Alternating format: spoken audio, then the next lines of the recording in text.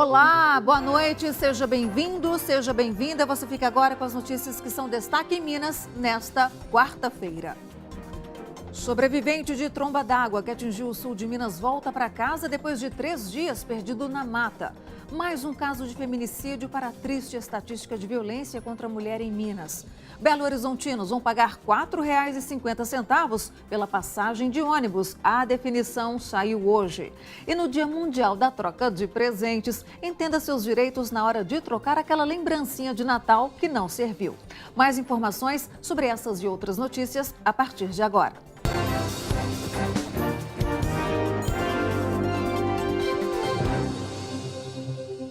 106 mulheres foram mortas pelos maridos ou companheiros em Minas, de acordo com o último balanço divulgado pela Polícia Civil. Em Igarapé, na região metropolitana, um marido usou um machado para matar a esposa. O crime teria acontecido depois de uma briga do casal e, acredite, essa não foi a primeira vítima dele. O suspeito já cumpriu 12 anos de prisão pelo assassinato da primeira mulher.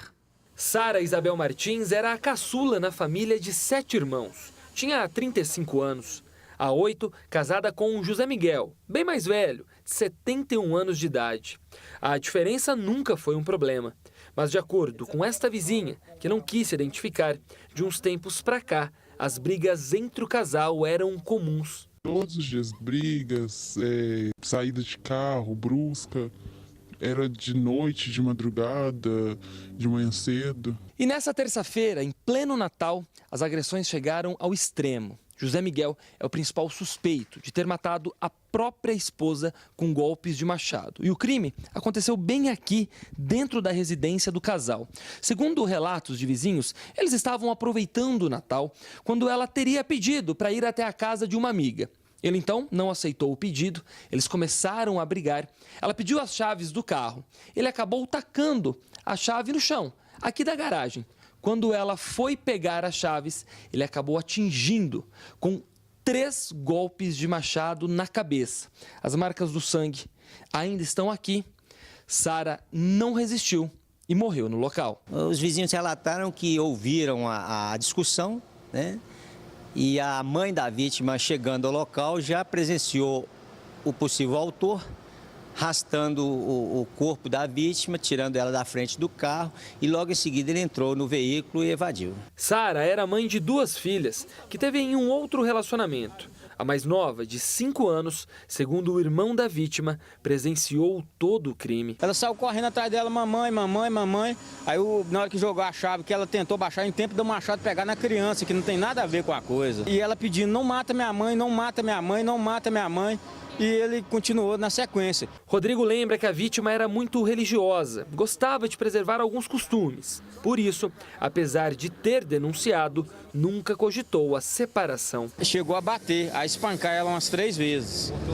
Cortou o cabelo dela com facão, mas como que a igreja não permitia a separação, o divórcio, então que eles ficaram juntos até esse tempo. O suspeito já havia cometido um crime parecido com este na década de 90, quando assassinou sua esposa.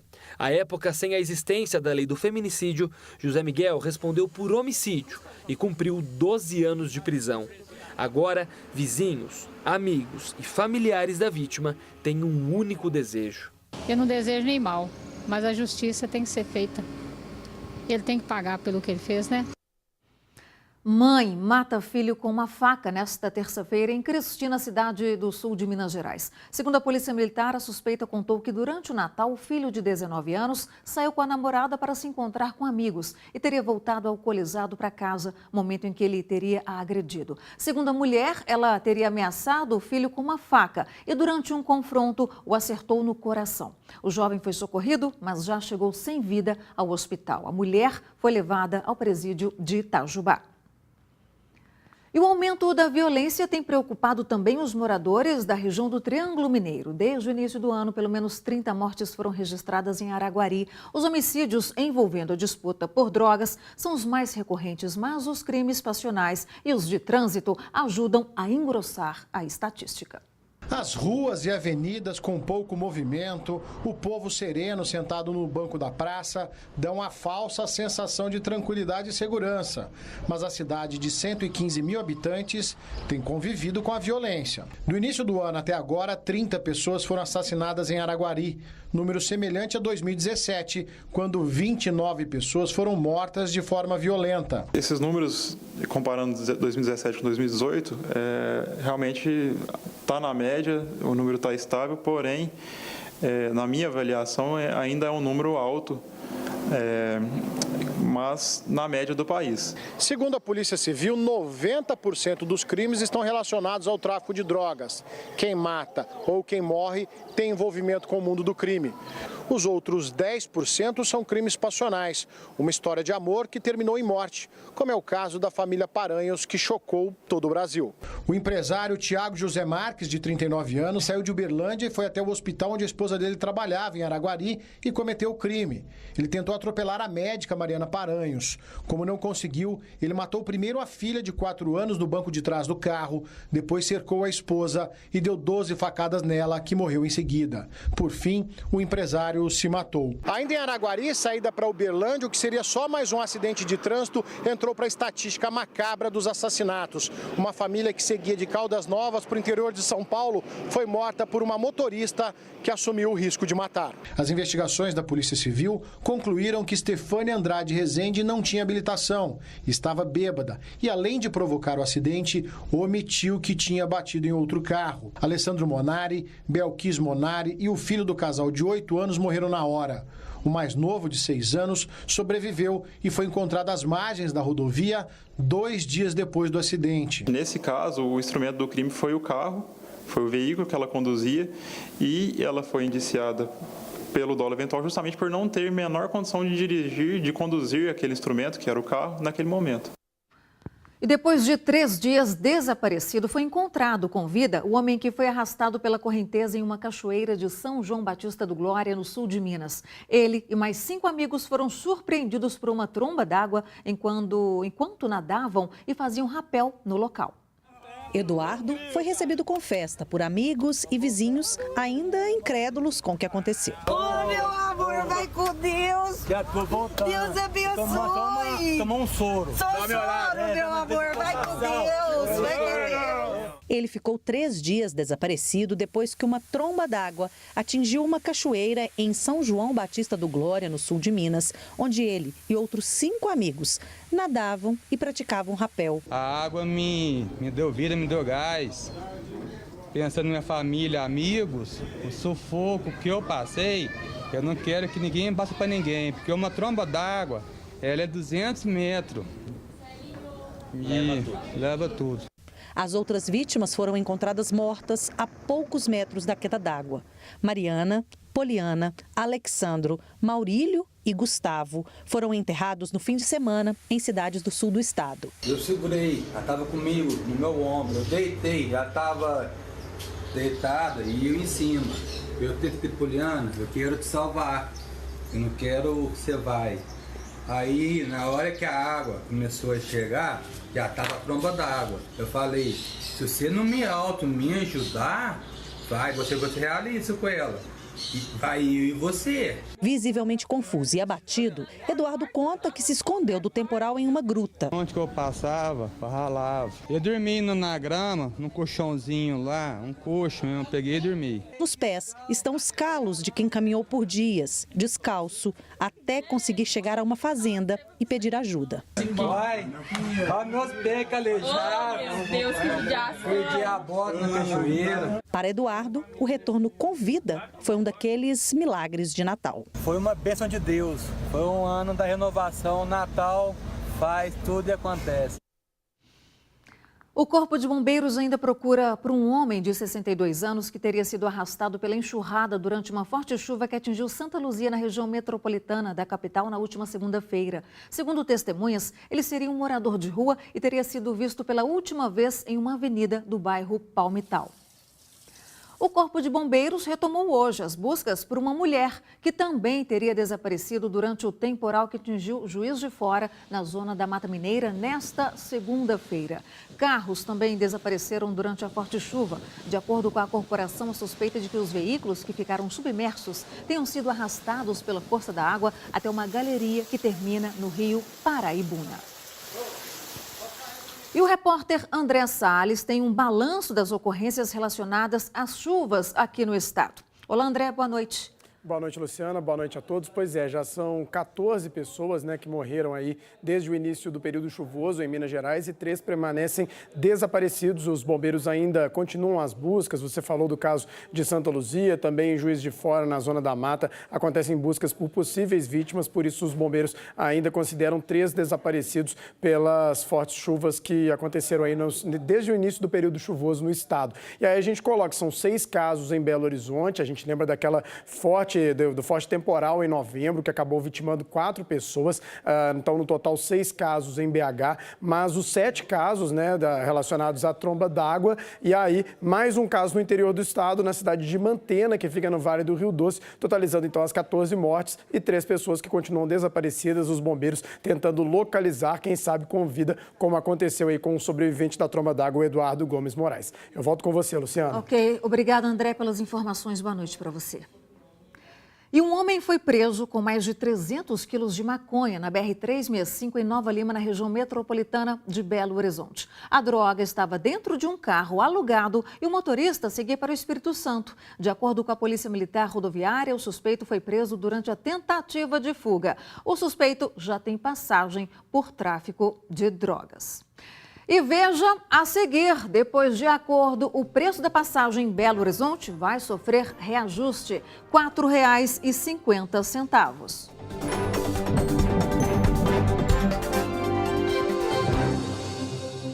Usuários dos ônibus do transporte público de Belo Horizonte vão pagar R$ 4,50 pela passagem a partir do próximo dia 30. O valor foi acordado entre a Prefeitura e o Sindicato das Empresas de Transporte de Passageiros da capital. Entre as exigências do acordo está também a contratação de 500 novos cobradores e a renovação de parte da frota. O Setra BH aceitou a proposta da Prefeitura e da BH Trans e o martelo foi batido. A partir do próximo dia 30, a passagem que agora custa R$ 4,05 irá custar R$ 4,50. Está abaixo do índice de inflação do setor. Durante esse mês de janeiro, eles têm que contratar novos 500 cobradores e no primeiro quadrimestre do ano renovar 300 veículos novos com ar-condicionado. A gente está entendendo isso como um primeiro passo para diminuir o desequilíbrio e a gente efetivamente ter fôlego para começar a trabalhar em janeiro, senão a gente não teria nem fôlego para continuar essa conversa. Serão criados um grupo de trabalho e uma agenda para discutir os pontos de melhoria para um equilíbrio econômico do contrato. No início das negociações, o presidente do Setra BH afirmou que há um rombo de 20 milhões de reais por mês no setor. Hoje, após o anúncio do acordo, o presidente da BH Trans disse que a nova tarifa de R$ 4,50 não será reajustada após o cumprimento da agenda e do grupo de trabalho que serão criados em janeiro. Vamos publicar no mês de janeiro um edital de licitação para contratar projetos de faixas exclusivas.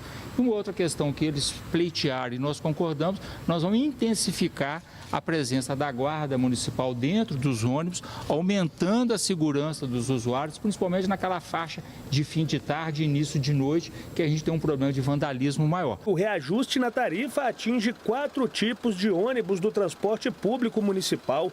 O convencional imóvel, que passa de R$ 4,05 para R$ 4,50. O de vilas e favela, que vai de 90 centavos para R$ 1,00. Circular e linhas alimentadoras, de R$ 2,85 para R$ 3,15. E o táxi lotação, que salta de R$ 4,45 para R$ 5,00. Se não tiver uma reformulação para baixar o preço e para aumentar a qualidade, a gente só vai perder, a gente vai continuar perdendo demanda, entendeu? Fomos às ruas saber como a população recebeu a notícia do aumento. A gente paga para às vezes nem ver o retorno, então é um absurdo, literalmente. Muito cara a passagem, né? É um absurdo. Vai aumentar a passagem, mas tem péssimos ônibus, tem hora que o ônibus quebra na estrada, trânsito ruim, tudo ruim. Não vai melhorar nada, vai piorar. Eu acho que não vai melhorar nada. Vai só piorar, porque sobe e continua a mesma coisa. Qualquer aumento hoje é inviável para a população, entendeu? Essa melhoria tem que ser muito significativa para valer a pena. A situação do transporte público no Triângulo Mineiro também não tem agradado os usuários. Por lá, os ônibus também circulam sem o cobrador, como aqui na capital. E a superlotação é a principal reclamação. Ônibus lotados, portas quebradas, estrutura de estações danificadas, falta de corredor. Estes são alguns dos problemas enfrentados por quem utiliza o transporte público em Uberlândia. Ia melhorar mais um pouco. Tá horrível. Tá tudo muito em cima do motorista e fica aquela fila para entrar e não tá cabendo ninguém dentro dos ônibus. Faz muita falta cobrador nos ônibus. Milhares de pessoas utilizam o ônibus como meio de transporte diariamente em Uberlândia. Trabalhadores que às vezes saem cedo de casa e retornam só no fim do dia. Pagam R$ 4 pelo preço da passagem, mas enfrentam muitos desafios no percurso. Hoje, nós vamos mostrar a realidade de quem utiliza o transporte público em Uberlândia. Neste vídeo feito por um passageiro, a porta do ônibus aparece aberta durante o trajeto, um risco para as pessoas que estão em pé perto da porta. Esta não é uma situação isolada. É comum ouvir dos usuários do transporte público casos de ônibus quebrados. A principal reclamação é a superlotação. Em alguns casos, os ônibus nem param nos pontos de tão cheios, como é o caso deste. Ariane, você está me contando que esse horário eu posso parar quando você está cheio? Vai. Com certeza, vai estar cheio. Todo dia está cheio. Em nota, a Secretaria de Trânsito e Transportes de Uberlândia informou que as portas das estações dos corredores passam por manutenções periódicas. E depois de uma semana, os metroviários decidiram suspender a greve do metrô aqui de Belo Horizonte. De acordo com o sindicato da categoria, os trabalhos devem ser retomados de forma integral nesta quinta-feira. Na assembleia realizada hoje entre a categoria e o sindicato, foi decidido que uma nova ação será movida no Tribunal Superior do Trabalho, solicitando a aprovação dos direitos pedidos pela categoria. A Companhia Brasileira de Trens Urbanos ainda não se posicionou sobre esse assunto. E as polícias Militar Rodoviária e Rodoviária Federal realizaram até esta terça-feira uma operação especial nas estradas para oferecer mais segurança aos motoristas. Mesmo assim, acidentes aconteceram e mortes foram registradas. Nós vamos voltar para a nossa redação e falar com o repórter André Salles, que tem o balanço dessas ocorrências. Diga lá, André. Pois é, Luciana, o balanço saiu há pouco, no fim da tarde de hoje, e aí, de acordo com a Polícia Rodoviária Federal, 11 mortes, 250 feridos em 172 acidentes nas estradas que cortam o estado. E aí um dado que chama muito a atenção, de acordo com a PRF, esse foi o feriado com o maior número de flagrantes de excesso de velocidade em todo o ano de 2018, que mostra talvez então a imprudência dos motoristas. Foram ao todo 9 mil multas por excesso de velocidade. Além disso, foram 7 mil fiscalizações, 11 pessoas acabaram presas por dirigir embriagadas. Então, de sexta a terça-feira, esse é o balanço aqui nas estradas que cortam o estado e um balanço negativo. Luciana. Felizmente, André, mais uma vez, obrigada pelas informações.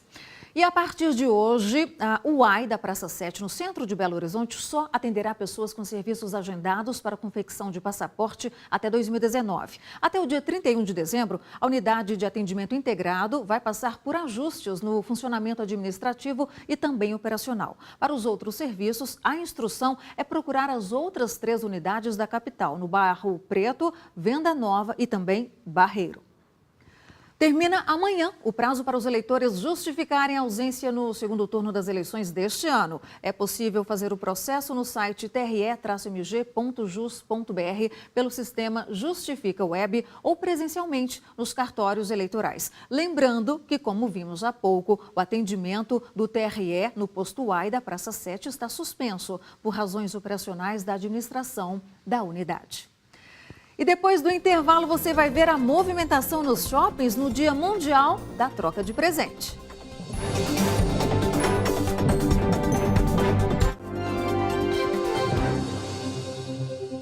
sabia que quase metade da população brasileira não pratica exercícios físicos regularmente? As mulheres são as mais sedentárias. Especialistas garantem que quem consome, na verdade, quem consegue começar a fazer uma caminhada, por exemplo, já está melhorando e muito a qualidade de vida. Aqui as pessoas estão em busca da beleza física, de saúde e também bem-estar. Elas fazem parte de pouco mais da metade da população brasileira adulta que pratica atividades físicas regularmente. A atividade física mudou a minha vida. Depois que eu voltei a me exercitar, eu tenho menos de enxaqueca, eu fico mais tranquila, relaxo mais e consigo seguir mais a profissão tranquilamente. A outra parte, 47%, não pratica exercícios suficientemente. O estudo é da OMS, Organização Mundial da Saúde, com dados coletados nos últimos 15 anos. Os alunos, para eles saírem do sedentarismo, eles têm que fazer no mínimo 30 minutos de exercício na academia, não na academia, exercício físico em si, durante 3 vezes na semana. Durante 2 meses ela consegue sair do período de sedentarismo. Ainda segundo o levantamento, entre os homens, a ociosidade está presente em 40% deles, enquanto a inatividade entre as mulheres é de 53%. Fernanda é casada, mãe e jornalista. Como mora em Belo Horizonte e trabalha na região metropolitana, passa quase 4 horas por dia no trânsito. Ela afirma que está sem tempo e há mais de 10 anos sem atividade física. O tempo está apertado, sim. E a atividade física tem se mostrado necessária, né, para que faça bem para o corpo e para a cabeça também. Este especialista alerta dos perigos do sedentarismo e também da má alimentação, que contribui para piorar o quadro. Quando não nos alimentamos bem e não fazemos uma atividade física, a gente gera um saldo positivo para o nosso corpo em questão do peso. Então, o que acontece? A pessoa ela desenvolve uma obesidade e a gente sabe já que a obesidade é fator de risco para uma diabetes do tipo 2, para uma pressão alta, derrame. Então, a pessoa pode arcar com sérias consequências. Para quem pode investir na saúde e bem-estar e está sem tempo, o negócio é se planejar melhor. Para quem está sem dinheiro, o segredo está nas pequenas mudanças dos hábitos. Nós temos hoje em dia as academias de bairro que ficam nas praças, fazer caminhadas. Hoje em dia não se tem mais desculpa.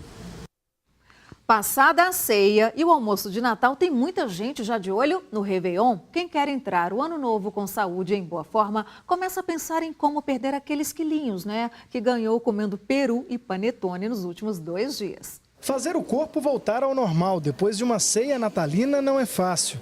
É preciso aliar uma boa alimentação aos exercícios físicos para tentar perder um pouco das gordurinhas que vieram junto com o Papai Noel.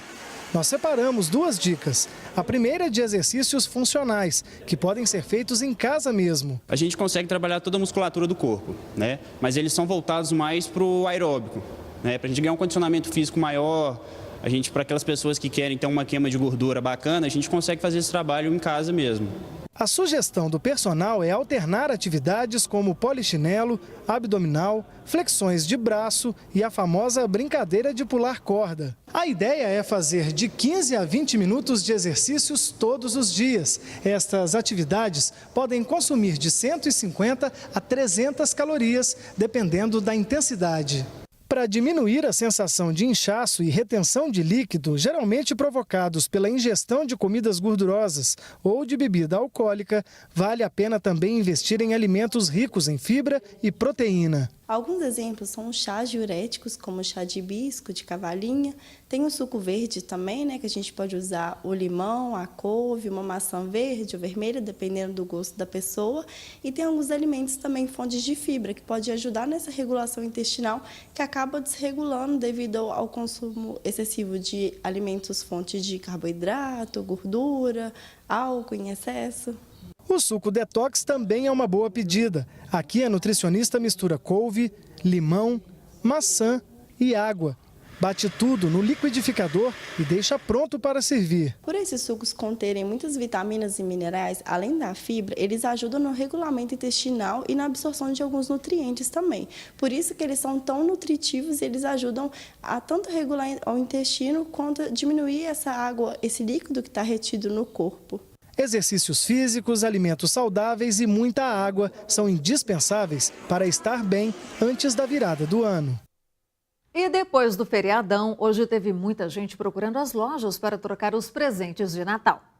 Corredores movimentados e mãos cheias de sacolas, a grande maioria com presentes de Natal que muitas vezes não agradaram ou não serviram. A cor não era que eu mais queria e aí a gente veio trocar. Felipe, você veio fazer o que aqui hoje no shopping, né, pós-Natal?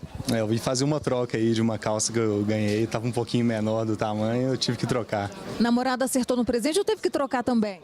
Não, o dela acertou, certinho. Já acostumei com o tamanho. Mas o simples ato da troca pode significar mais vendas, já que muitas vezes o presenteado pode, além de trocar, comprar algo a mais que goste. Isso é ótimo. Mês de janeiro tá aí pra gente vender também, né? Nesta outra loja de sapatos femininos, a expectativa é positiva. Inclusive hoje a gente já teve, né, uma movimentação bem bacana e a gente espera mais. Vamos ver, né? Expectativa. Mas para evitar aborrecimentos, este advogado alerta que é preciso estar atento quanto ao procedimento de troca. A troca dos produtos que não tenham apresentado defeito, não tem dispositivo legal que obrigue o lojista a efetuar essa troca. Entretanto, é uma prática comum de, por mera liberalidade, eles ofertarem essa troca. E se o presente foi adquirido pela internet ou telefone? Ele tem direito ao arrependimento. O que isso quer dizer? Dentro de um prazo de até 7 dias, ele pode comunicar à empresa que não tem mais interesse no produto e devolver o produto com a, obviamente, restituição do valor pago. E se o consumidor se sentir lesado e decidir ir atrás dos seus direitos, o cupom fiscal e o comprovante de pagamento são fundamentais para o primeiro passo. E para rever nossas reportagens, acesse youtube.com/TV Band Minas. E o Jornal Band Minas fica por aqui. Para você, uma excelente noite. Até amanhã.